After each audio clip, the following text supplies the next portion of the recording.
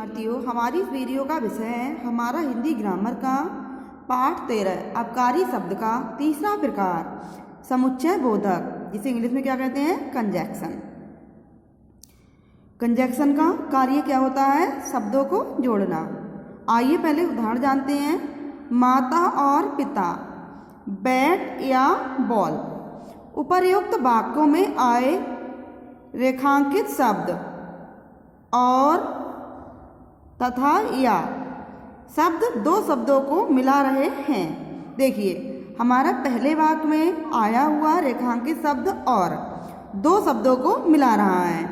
माता और पिता, इन दोनों शब्दों को मिलाने का कार्य हमारे वाक्य में आया हुआ और शब्द के द्वारा किया जा रहा है। और इस उदाहरण में बैट और बॉल, इन दो शब्दों को मिलाने का कार्य या शब्द के द्वारा किया जा रहा है। अतः ये समुच्चय बोधक हैं। अतः ये समुच्चय बोधक कहलाएंगे। कुछ अन्य समुच्चय बोधक इस प्रकार हैं। अब हम कुछ अन्य समुच्चय बोधक शब्दों को जानेंगे, जैसे परंतु, लेकिन, मगर, अथवा, किंतु, बल्कि, तथा, ताकि, कदापि, इसलिए आदि। ये सभी क्या है, समुच्चय बोधक शब्द। जब भी ये शब्द किसी वाक्य में प्रयुक्त किए जाएंगे तो ये दो शब्दों को जोड़ने का कार्य करेंगे। कुछ उदाहरण पढ़िए और समझिए। अब हम कुछ और उदाहरण पढ़ेंगे और समझेंगे। देखिए, माँ और बेटा घूमने जा रहे हैं। माँ और बेटा शब्द को और शब्द के द्वारा जोड़ा जा रहा है, इसीलिए हमारा ये क्या है, समुच्चय बोधक।